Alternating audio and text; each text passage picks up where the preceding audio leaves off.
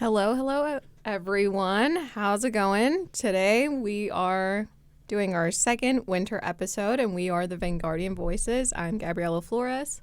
I'm Michela Arlia. We are the editor-in-chief and managing editor of the Brooklyn College student newspaper, the BC Vanguard, and we're joining you today with our third host for the winter, Mr. John Schilling. Hello, everyone. Who was the managing editor of our paper last school season. Yeah, and today we're going to be recapping some Brooklyn and New York City related news. We're currently not publishing, but we are coming back to stands and back online on January 25th, which is the first day of school, I guess? Yes. Spring semester. Holler. Anyway, so that's coming up quick. We are wasting no time. Issue 1, first day. First day. Got to get them, Anyway, so we're coming back again, as we said, on January 25. But since we're in the winter, not publishing, we figured we might as well recap some of the latest, whatever's on our radar. So I guess without further ado, should we get started? Yeah, sounds good. Dun, dun, dun. Anyway, there wasn't some major things. Last week there was a bank robbery that we covered. That was pretty thrilling, I guess you could say New York was a little boring this week. Yeah, a little boring. If you can say that. Maybe. Probably. But the first story that we have is Mayor Adams heads to the border. So NYC Mayor Eric Adams visited the U.S.-Mexico border in El Paso, Texas, for a 24-hour visit this past Sunday. And he demanded that the federal government do more to coordinate services for asylum seekers who come into the country by bus service. Bloomberg reports that Adams told the press, "Our cities are being undermined, and we don't deserve this. Migrants don't deserve this, and the people who live in cities don't deserve this. We expect more from our national leaders." And we also covered this last week. I think it was the mayor of Chicago who also had some issues about this.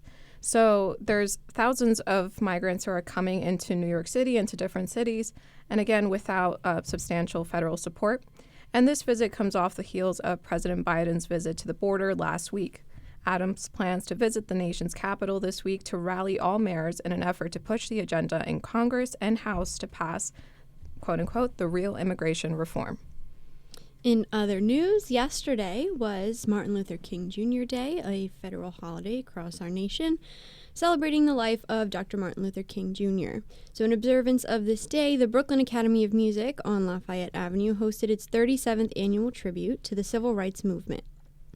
The event featured music and dance performances for children and adults, and speakers in attendance included the Brooklyn Borough President Antonio Reynoso and the newly appointed House of Representatives Minority Leader and New York Congressman Hakeem Jeffries. Also, a little fun fact, for those of you who don't know, we have a bust of MLK Jr. on our campus in front of the library.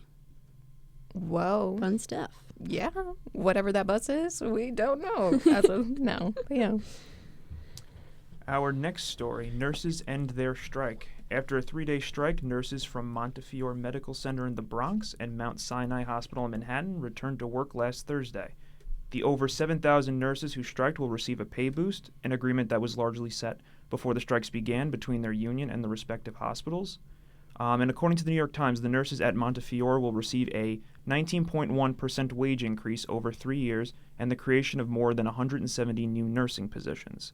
At Mount Sinai, the tentative contract also includes the same raises and sets out staffing ratios for the first time for all inpatient units with an enforcement mechanism, the union said. A priority for many of them was safer working conditions and more nurses, which they achieved. After the pandemic exacerbated their working conditions, many nurses and medical professionals were stretched thin, with many nurses leaving after being burned out from high COVID waves or not receiving promised wage increases. Different hospital floors and the intensive care units had high patient-to-nurse ratios. Yeah, and now a little bit of sports news. So NYC may be losing over $500 million with its new soccer stadium. So the city just leased, I see some eyes, yeah. Okay, raising some eyebrows? Interesting stuff. This is all hypothetical. But so recently, this past November, Mayor Adams announced that New York City Football Club will pay roughly $780 million to build a soccer stadium in Willets Point, Queens. I'm a Queens gal, so I guess that's a flex. Bragging rights. Bragging rights, but we're losing money. So, the incoming 25,000-seat stadium will sit near Met Stadium, which is also in Willets Point, Queens, and it's set to open in 2027. NYC leased a plot of land for the stadium under a 49-year contract, claiming that no tax exemptions or city funds will be used. Recently, an analysis by the city's independent budget office reveals a different story. Since the property where the stadium will be built is leased and not sold, that means no property taxes will be funneled to the city. The study found that may lead to NYC taxpayers losing $1.7 billion in about 5 decades from now. And so considering inflation and other quirks, that basically means that today, in today's terms, that will lose $516 million with the making of this stadium. So That's not that much. Oh, okay. We have someone who's rich. But yeah, I guess, thinking big. Probably not that much, but No, it's substantial. Yeah. Yeah. All right. So. All right, transitioning to something that affects us all, CUNY and SUNY. Governor Kathy Hochul has set to hike CUNY and SUNY tuition. Last Tuesday, Governor Hochul proposed raising CUNY and SUNY annual tuitions by 3% for in-state students, The Gothamist reported, and flagship colleges like SUNY Albany, Buffalo, Binghamton, and Stony Brook will see a 6% increase. This would mean that the annual tuition will roughly increase anywhere from $144 to $424 for CUNY and SUNY students. Details of the tuition hikes will be stated in Hochul's upcoming budget that will be released this February. Student activists and leaders are condemning the moves that are set to take effect in fall 2023, according to The Gothamist, given that CUNY and SUNY students are largely from low-income demographics. Students who receive scholarships from the Excelsior program and full TAP awards will not experience additional tuition hikes. So pay your tuitions now for the spring. Yes. All right, now digging for bones.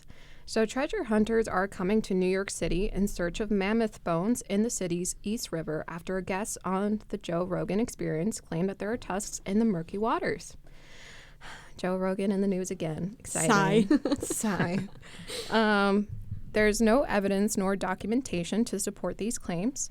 Joe Reeves, who mentioned all these claims, is an Alaskan gold miner who relayed the information on the show, claiming that the bones were previously found on his property while former owners were digging for gold. Some of the found materials were brought to the Big Apple's The American Museum Natural History, but allegedly some findings were not good enough for the museum's cut and thrown into the river. The museum released a statement denying the claims, stating, "We do not have any record of the disposal of these fossils in the East River, nor have we been able to find any record of this report in the museum's archives or other scientific sources." But I guess people have time on their hands, so searching for adventure.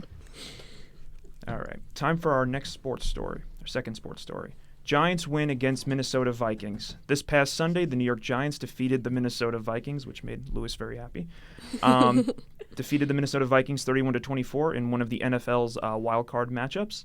Giants quarterback Daniel Jones, in his first career playoff game, became the first quarterback in NFL history to have 300 passing yards, 2 passing touchdowns, and at least 70 rushing yards in a playoff game. Jones's dominance continued throughout as 7 of his rushes went for first downs, joining Steve Young and Lamar Jackson as the only quarterbacks to throw for 300 yards and rush for at least 75 in a playoff game.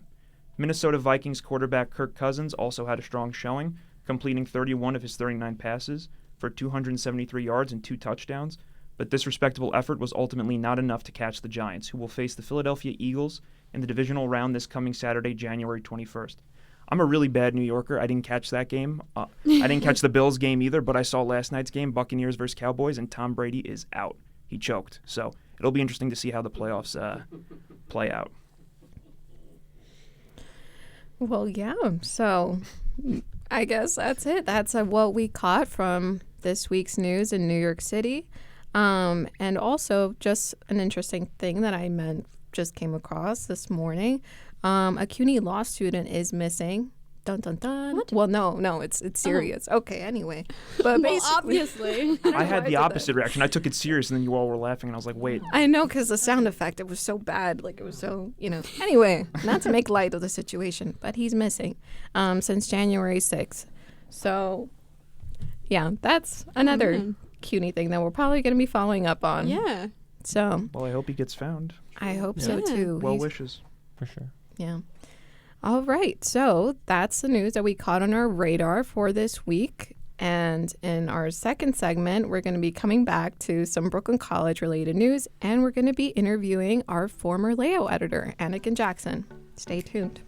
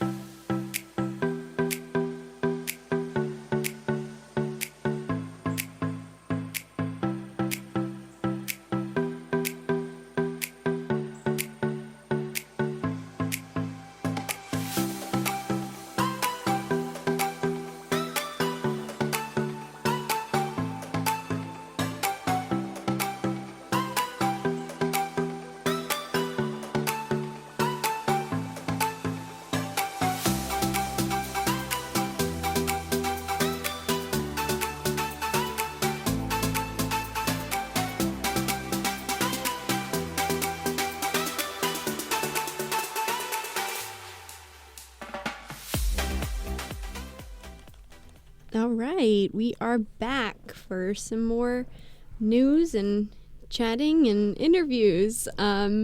So very briefly, to circle back to what it is we do best, Brooklyn College news. Something interesting from the past week is that BC was mentioned on Jeopardy! So last Tuesday, on January 10th episode, Brooklyn College made the answer key as a clue that read, Flatbush Avenue, the number 2 train stop for the college named for this borough. Please step away from the closing doors. The saddest part? Someone said Queens. That was the first answer. So, we made it. But then the correct answer was given the second time. So, 2 for 2, I guess. Yeah. Queens. I don't think the 2 even runs in Queens, so that's fun. Nope. Yeah. No, not at all. But also just Flatbush Avenue. Yeah. That was like the first thing for me. That was like, that's not. Maybe they thought Flushing? I don't It know. goes through Manhattan to the Bronx, right? The 2 train? Yes. Rough. Rough. So, so those contestants needed to check their geography. Legit. Honest to God. Well, yeah. And now, without further ado, we are going to be highlighting Anakin Jackson, who was our former layout editor. And now he's officially an alum. So Thank you. Thank get you. it. Yeah. Hello, Anakin. How Hello. are you? I'm doing well. How are you? Good, I guess. So, Anakin, I know Luis remarked how cool your name was. So, if you give, some background about your name. Background on the name. This is such a rehearsed bit at this point. But basically, the family myth. I'm not sure if it's true. I wasn't there, of course. My parents were on their way to the hospital. My sister, who is 3 at the time, is watching, I guess, episode 1 of Star Wars, Phantom Menace. And they're on the way to the hospital. They already have a slate of names picked out. But as they're going out the door, whatever, she turns to them and is like, you should name my brother Anakin. And my parents are driving to the hospital, and they're like, well, I don't know. But, I guess my parents are deadheads, and they're like, let's just do it. Let's name him Anakin. And that's it. I mean, I always get asked, I'm a film student, so I always get asked if my parents are, like, huge Star Wars buffs. And I'm not even sure if, like, my mom's seen all of them. So, no. Have you seen all of them? Yes. Okay. Yes, definitely. Maybe not all like the Disney Plus stuff, Mm-hmm. not all like the Andor and all that kind of stuff, but all the movies. Okay. Oh. Well, maybe your sister was onto something. She saw the future. Yeah. All right. So tell us a little bit about how you came to the Vanguard, the origin story, if you will, of how you got to layout editor position and all the fun stuff in between. Yeah. So I spent like all of my high school doing it for my high school newspaper. It was, a lot smaller in scale, but one day this was during COVID. I think I was a sophomore and it was an online class. The previous layout editor was in my acting class, and she was like, hey, we need someone to do this. And I was like, I know how to do that. And I wanted to get a little more involved in school because we weren't around and it was COVID, et cetera, et cetera. So I reached out, got an interview, and then sent off some of my old work, and then I got the gig doing the layout. Pretty straightforward. Yeah. And also you mentioned that you do film. So how did that passion for film strike?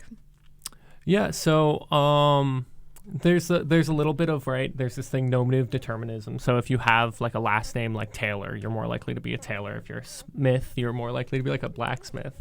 And so I always try to like play, and I'm like, maybe because I'm named after a movie, that led me to being interested in movies, which I like to believe is the case. However, I think honestly, like many of us in this room, I was like, kind of like the YouTube generation. And I think it was just like I watched people who were close in age to me on the internet doing cool things with video, and I was like, I want to do that. And I also watched a lot of TV growing up and a lot of movies, and I think as soon as I realized and recognized that was a career, I was like, let me figure out how to do that. Yeah. And I guess like what's like some movies that kind of shaped you as a filmmaker? This is always one of those questions where it's like you want to give a really good answer. You don't want to just say like Braveheart.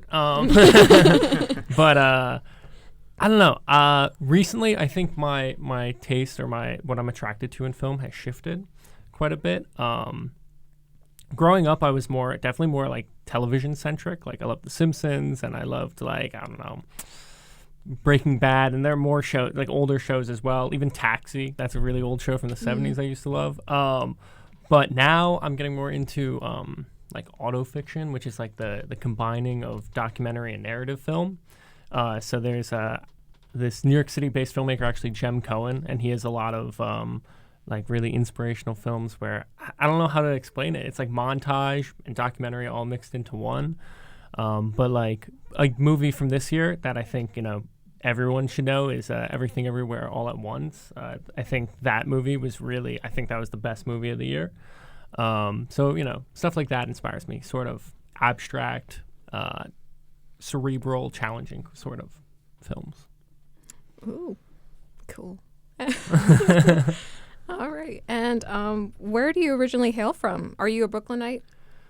So I'm originally from the east end of Long Island. So if you look at Long Island on a map, right, it splits. It like kind of looks like a whale or something. And on the South Fork, if you will, it's the Hamptons, which is where I'm not from. I'm from the North Fork, which is more agrarian, rural, kind of like, it used to be potato farms, now it's wineries. So I'm from like, I don't know, 2.5 hours outside of like Brooklyn College. It's like the second to last stop on the LIRR. But I do have some connection to Brooklyn. I have some family that lives in Brooklyn. I spent a good amount of time when I was younger here. So I'm definitely familiar with it, and I think that played a role in my decision for where to go to school. But yeah, originally from Long Island. Oh, cool. Cool. Did you always know you wanted to go into film starting out here, or was it more of a let me apply and let me figure it out? And yeah, so when I was applying for school, I'd already been like pretty involved in film at that point. I'd already submitted things to film festivals and already like won some awards, and my school had a news program, like a television news program I was the producer of for like 2 years. So I pretty much made up my mind in high school that I was going to pursue film in college. And I actually didn't apply to a lot of schools, and like the one reason I picked Brooklyn was because it was known for like its film program, because I applied basically to CUNY schools and Emerson and maybe a couple other upstate schools, and CUNY is luckily very affordable. So that played a role. Yeah. Also, I don't know if like you mentioned this, I'm recalling now from your like IG stories. But those could get me in trouble sometimes. Well, hopefully this question won't. But I know that you probably interviewed, I think it was like the governor candidate back in the day. Lee Zeldin, yeah. Yes. I interviewed him, I guess my senior year of high school. We did a big like 4-hour midterm election sort of special. So I got an opportunity to sit down with, at the time, he was running for the congressional seat out east from where I'm from. He was running against Perry Gershon, who was a man from East Hampton, businessman. I think he owns like a hockey bar in Manhattan. I think that's like some famous hockey bar. That's like his claim to fame, and he's also rich. And then Lee Zeldin, who was eventually the Republican candidate for governor in New York State. And, from the standpoint of being able to meet these kind of people, it's very enlightening and very opening. I don't want to talk too much on my personal feelings, but yeah, that's always a cool experience. I mean, I think there are always like sort of opportunities, especially within school and organizations, to, if you can take advantage of them, really do a lot of cool things. I mean, like even this, being able to do a radio show through the college, I think is something significant. Yeah. Well, thanks for that, I guess, the radio plug. But, and so when you were at the Vanguard, what was like sort of your favorite part of being layout editor? Yeah, so I mean, I like the ways that, like something, because it is creative, even though there is some level of structure. You have to put X story on X page, da-da-da-da. But there's a lot of latitude and creative space to exercise that kind of muscle and like, play with space and the way formatting works. And I know it probably sounds really dry as I'm talking about it, but I don't know. I think there is something that's very engaging about layout, because you are dictating the way that people not only are like delivered the stories and read the stories, but that can also like impact, a layout can impact how you respond to a story or how you feel about a story or how engaged you become with a story. Like a well laid out page will like, yield way more attention than something that is just text on a page. Yeah, completely true. Also, I just realized maybe some people don't know what exactly a layout editor is. So, want to describe it a bit? Yeah. So, effectively, what I would do is be sent the stories and photos and all, like compile basically and aggregate all the information that has been gathered to be put into the issue, and then I would open up this Adobe program called InDesign, which people are probably very familiar with Photoshop. I would think about it as if it was like Photoshop, but like if Photoshop married like a Word document, and it's kind of like the fusion of these two assets. So it's about being able to put text elements alongside visual elements, and you've seen magazines, newspapers, anything like that. If you look at the front page of the New York Times, that was laid out. So there's the top, there's the masthead, which is the New York Times, and that'll say the date and issue, etc. And then there are images, and as well as like places where text is highlighted and blurbs, ads. Look at a magazine, look at a newspaper. I think you'll start to piece it together. Yeah. What was the most challenging or, least liked thing for you in your role? Well, you might know this well. Yes, I do, from last semester. But I think it commands a lot of attention and a lot of respect to be someone like a layout editor or like an editor in general, or any role that is responsible for creating something that's going to command an audience's attention, and you want to be respectful to that audience and you want to deliver them a good product. But so that demands of you a degree of attention and purpose and drive and effort. So I think, in the general mullings of life as a college student, occasionally it can be very challenging to feel like you have to dedicate that level of attention and care on a weekly basis.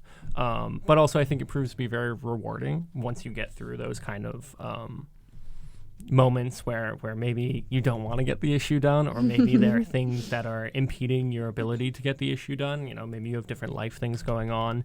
You have different, just different obligations, anything, I think, that can prove to be a challenge. Because at the end of the day, you don't want to put out a paper that looks bad or like that people aren't going to read. Because it's, when you're the layout editor too, you're like the end of the funnel.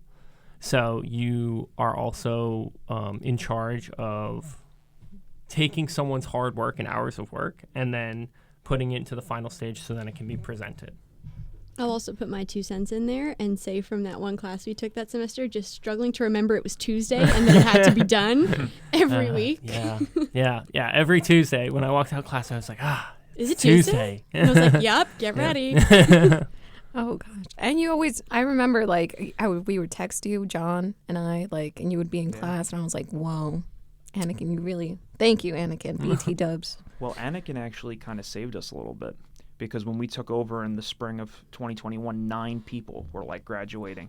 And he had joined on, I believe, as like photo editor, took over, because we had a photo editor leave like in the middle of the semester. So he took over for that. And it was like a natural transition into the layout role. Because Camila De Jesus, who was the original layout editor for the Vanguard, she was one of the 9 that was graduating, and that was one less position that we had to fill. So thank God for that. Yeah, legit a godsend. And so outside of the Vanguard, now I know that you have your own company. So can you talk to us about that? Yeah. So much of what I do, much of my income at the moment is I do create short, brief marketing videos for restaurants, real estate companies, and a variety of different kind of commercial-based projects, as well as I am trying to expand more into assisting with like thesis film productions for colleges and other elements. So if anyone's listening and needs any help on thesis film productions, I not only have equipment, but I also have resources and other people that, if that is attractive. And alongside that, as I've aged, I've gotten very interested in film education as well. And so I'm hoping to some point pivot a little bit more towards like a film education role. I've taken on some responsibilities over the past couple summers, teaching a film class at the local library from the town I was raised in.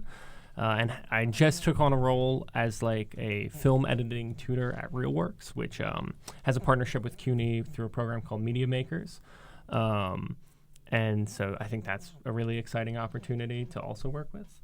And I also have an internship coming up at the Brooklyn Navy Yard with a production company called Wavelength. So all great things, all very busy, great things. But yeah. Exciting stuff. And we have more questions, but where can the people find you if they need your... Yeah, so if you want to find my business, it is called Outeast Films. You can find that at outeastfilms.com or at Outeast Films on Instagram. That's OUTEAST Films, FILMS. You did it. Thank you. .com. Awesome. All right. Well, okay, so now you're officially an alum, which congrats, because it's very hard to make it through here in 4 years, let alone 3.5. Yes. So have you picked up any tips or tricks and lessons from your time at Brooklyn College, your time at the Vanguard, all of the above? Yeah, I mean, I think this will probably circle back a little bit into what I spoke about when working with the Vanguard, but I think it applies across the board when it comes to school in general. In high school, there is some level of structure, and it's relatively rigid. And I know in high school you want to fight that, and it's really frustrating. But I think there's also immense value in that. So I think it's about when you enter into college, right? You have a little more latitude in what your schedule looks like, how you spend your time, and oftentimes you're on campus much less than you would be, say, at high school, or any other sort of education. So I think creating discipline and structure within your life, whereas to me, if you don't have class on a specific day, still getting up, getting out, doing something that is relevant to coursework or interests, I think is really important. And I think if that means joining a club like the Vanguard or like the radio station or any number of different activities within the school, or if you can somehow be engaged in community programs outside of the school or any form of kind of purpose, drive. I think that's really great because I think college students oftentimes lack that and miss that. And I think it can be very difficult, especially, we all experienced COVID and being at our homes and isolating. And I think really that make you feel like the impact and the importance of community and finding some aspect of community and also surrounding yourself with people who have similar goals and drives. Because if you have that greater sense of community and other people who are going to be wanting to do the same things as you and have the same drives as you, I think that really makes a productive life and a happy life. So I guess that would be my tip, to create community. And join the Vanguard. A little plug. I guess those are all the questions that we had. But, we have some time a little extra time, right? Yeah. Yeah. Hesitant. Anyway, I think we do. But I guess hit you with a hard question now, Anakin. Oh, man. Oh, no. Well, all right. Where do you see yourself in 5 years? Luis hates this question. It's one of those questions. Luis is like, why do I have to answer? I think in the past 3.5 years at Brooklyn, I learned a lot about myself. And I think Anakin, senior in high school, would have given you a much different and a much more confident answer than now alumni of Brooklyn College Anakin would. I see my interests converging but shifting in many different ways. As I spoke to a little bit before, I think I've become more interested in film education and nonfiction film, whereas I think most kids come into film school and they want to be a writer-director, right? They want to be, they think they're the next, Scorsese or Tarantino or whatever. And obviously, I don't think that's a reality for many, if not perhaps all film students. So I think it's a matter of finding your own path and seeing, as my interests gravitate more towards nonfiction, documentary, and education. I think hopefully working somewhere relevant in that space, either separate or together. And I think finding it's less about, for me, success now, I think, or I want to be successful in the sense of I want to be healthy and have money and be able to live comfortably, but it's not about glitz and glamour as much. I think is about creating a life that is purposeful and purpose-driven. So hopefully, I don't know, doing something, working in a field that interests me and feeling some sense of purpose. Awesome. Yeah. Well, that was Anakin Jackson. Remember the name. He's going to do big stuff. And that was our former layout editor. So thank you so much, Anakin. Thank you. All right. So transitioning a bit, we'll have Allison do her usual ripped from the headlines with commentary. Yep. So President Biden is facing growing criticism from both Democrats and Republicans as more classified information was found at his home. In an interview with CBS News' Adriana Diaz, the former acting CIA director Michael Morrell has said that presidents and vice presidents can take classified records home with little accounting of what they have and where. They're cut slack because of who they are, and I think that this is what has to end. Somebody needs to be put in charge of knowing what information has gone to the residents and making sure that the information comes back. So at the end of a presidency, both classified and unclassified government documents belonging to the president or vice president need to be returned to the National Archives. And now Attorney General Merrick Garland has appointed a special counsel which is expected to meet later this week to try and find out why the documents were not in the archives and to see what was in them. Moving on to the war in Ukraine, in the city of Dnipro, over the weekend there was a Russian missile strike on an apartment complex. Ukrainian officials say that at least 40 people, including a few children, were killed in the attack. More than 75 people suffered injuries, and more than 25 people remain missing. Now rescue workers are racing to try and find any more survivors of the attack, but unfortunately it seems as though that will be unlikely, as most of the rubble has been removed. So up until this attack, the city of Dnipro had been considered to be safe, with many displaced Ukrainians from other cities in the country having settled there. And after the attack, Moscow has come out with a statement saying that their goal has been achieved. And in Germany, the United States military has begun its training of Ukrainian forces. This is in hopes that the Ukrainian forces will have that extra training and will be able to go on and continue to fight the Russians. Back to some national news. We spoke about this last week, and unfortunately, the people of California were not able to get a break with the weather. Parts of the state have continued to experience storms. Many residents have been told to evacuate due to landslides, and mudslides have covered roads, causing even more issues. And according to meteorologists, there is another storm tomorrow, Wednesday, which will not be as big as what the state has seen last week, but it can definitely have a negative impact due to what the state has already experienced. And on Thursday, President Biden is set to visit California and the areas in the state that have been destroyed by the extreme weather. And in Flagstaff, Arizona, they got a big snowstorm where they picked up more than 14 inches. And I have to say, I am still waiting for a big snowstorm to hit New York City. Please don't say that. Yes, I said it. So what's the general consensus here? We don't like it? No. No? What? Okay, Hold up. I want it to snow just to, clean up the air, because sometimes we need that. But I don't want to take the shovel out. I'm ready to take No. the shovel out. Okay, I'm want to waiting. come and shovel my? I would. Okay. I'm always looking to do it for people. For free, I'll do it. But if you're willing Wow. to pay. Generous. That's how much I love the snow. Yeah. Well, I mean, my thoughts are like, oh, I'm going back to school soon, so it starts snowing, so I get those snow days. But now with Zoom, there's no Yeah. such thing as snow days. Exactly, yeah. Right, That's so there's true. nothing to look forward to anymore, so Yeah. why does it need to snow? It's just so cozy when you sit at home and you can watch the snow fall, and then it's even more fun when you get to go outside and it's fresh. Yeah, but life's still happening. Right, you Like, still you have can't, to you know? trek out to wherever it is you're going. All right, I'll find a different podcast to work on. Just kidding.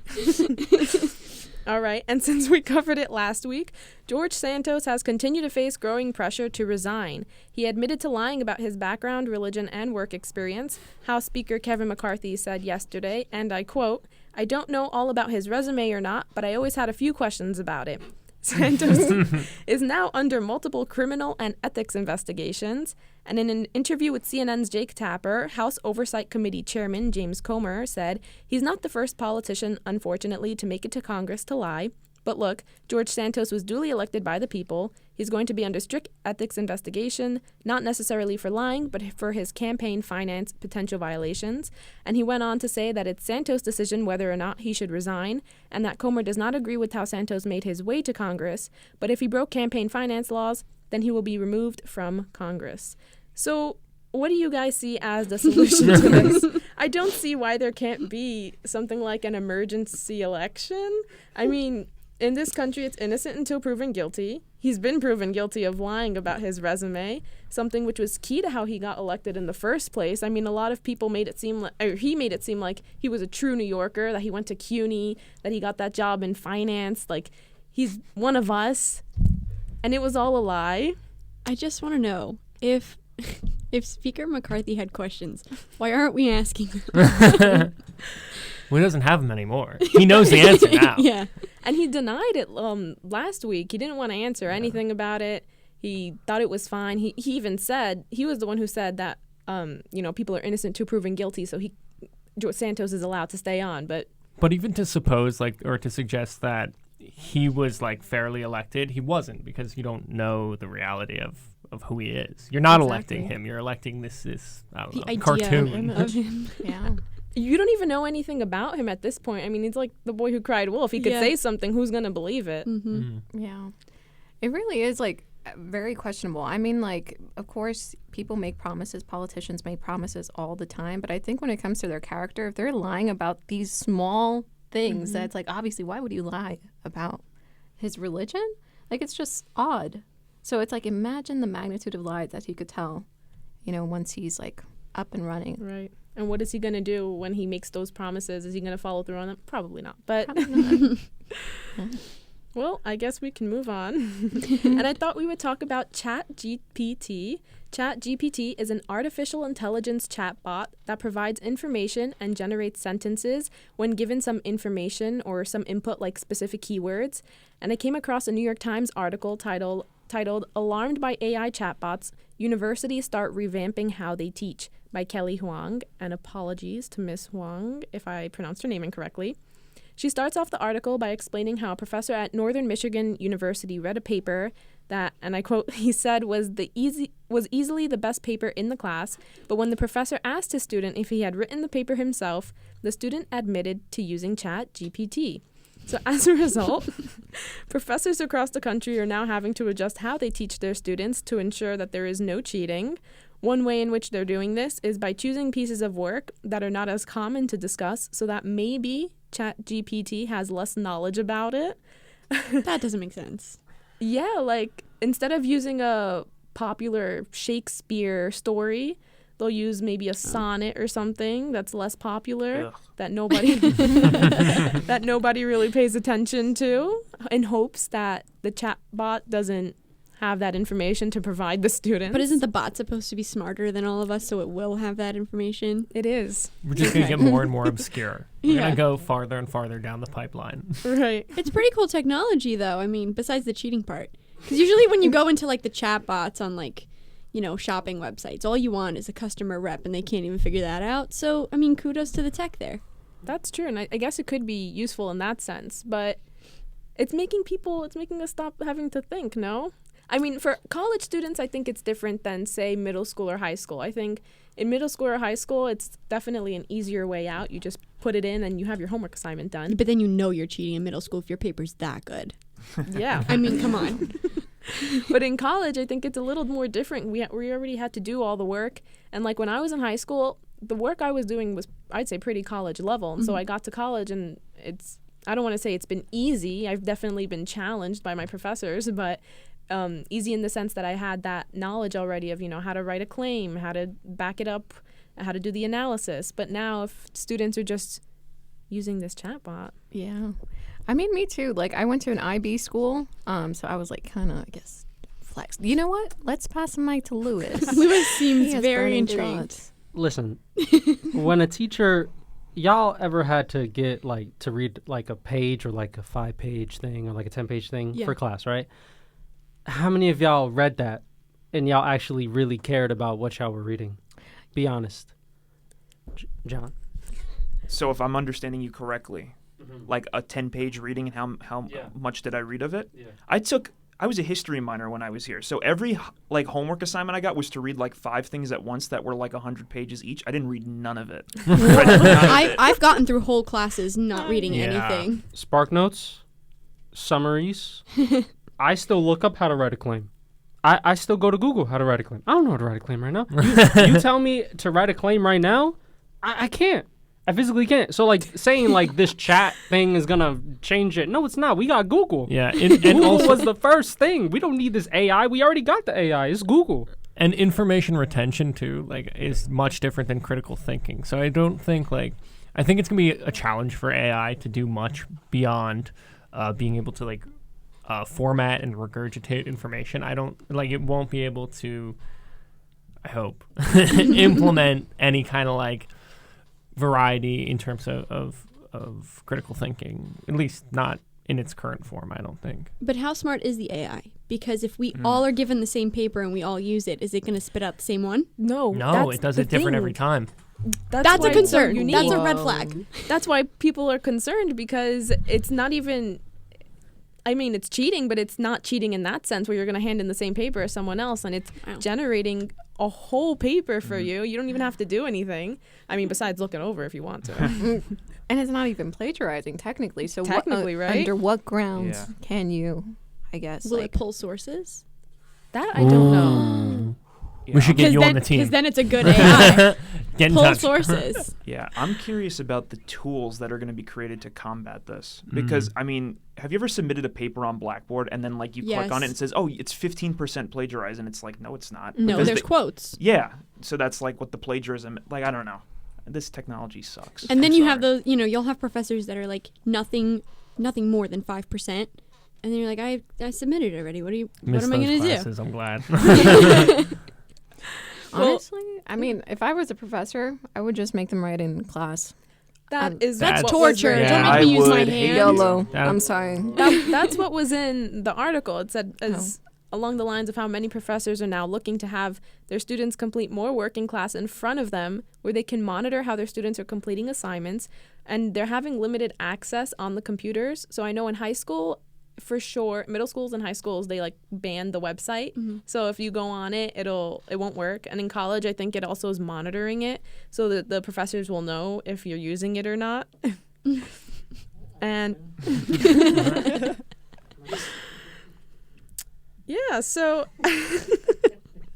but there was also, I was looking more on the New York Times, of course, and it made a really good point that it could be dangerous for a democracy, in the sense that because the responses are so unique, it can kind of mimic interfering in elections by putting out that information. So I guess like John said, it will be interesting to see what technology is used to, make sure it's not being used for the wrong things, I guess. Well, it's even like when you look at certain careers, right? Like I saw this thing, I think it was on Twitter, talking about like, it was like a copywriter, someone, and then they were saying that they're like, oh, I just used it to write 10 things and submit it to my boss. And like, so how's that also going to evolve those kind of jobs? Like the copywriting job, I don't know. I'm trying to think of other jobs that would be applicable to that. But, when you write like small blurbs, is it going to erase jobs, or is the job just going to shift like a to publicist too. Yeah, like a refining sort of thing. We're just going to hire someone to type in keywords, so it's one job. No, I mean, actually, you're right. Yeah. Also, I mean, I don't know if is there a reason why the initial creators made this in the first place? Like, why was it created in the first place? That I am not sure about why it was created, but it was created by, I had it written. I mean, can't you just go off the basis that human nature, we're bored and we want the next best thing? Yeah. I think True. it's just also that we're lazy. So That convenience. too. I mean, That too. you said it. Yeah. Oh, initial release November 30, 2022, 48 days ago. damn, that's long enough. Whoa. Yeah, And it- people are fast and cheap. Kudos to you. I think because it was on TikTok. Of It course. went viral on TikTok, Of and then everyone course. found out about it. And then once it made TikTok, then it was on the news, and now people are taking note of Ooh, it. look at that, you guys. The website's blocked on Brooklyn College's Wi-Fi. Wow. They're one step Brooklyn College, ahead. get it? Okay. Yeah. Oh, With that said, though, isn't there like that adage that when books were created, everyone said everyone was going to get stupid? So I don't know. It's like also one of those things like maybe we're wrong. Maybe it'll be fine. Maybe. Also, you said on Brooklyn College's Wi-Fi. I got a hotspot. Okay, but That's not true. I everyone got a has Starbucks. hotspot. I got a Dunkin'. I got places. True. I could, this ain't gonna stop. VPN. I could change my location. I'm in Australia right now. What are you talking about? So like this whole thing, it's not gonna stop nothing. It's just gonna get more and more. Like, TikTok needs to stop giving away the secrets. Fact. It's teaching us. It's teaching us to cheat. Well, guess we'll move on. Well, we covered the World Cup, and now for our tennis fans, we can cover the Australian Open. It began Sunday night Eastern Standard Time, but of course it was Monday in Australia. This will be a little bit more difficult to cover since tennis is an individual sport and it ends on January 29th. But now our listeners know it's on, and you can try and watch it live on ESPN, I believe, around 7 p.m. every night, although it might start a little later depending on what other sport is on, or you can catch the highlights on YouTube. I know last night I went to watch at 7 p.m. and the football game was on. Oh, don't speak like that. You're going to make some people in this room angry. Well, I had to wait a while to watch tennis. So who do you guys, does anyone here know a little bit about tennis? Who do we have winning, huh? Don't quiz us. Silence.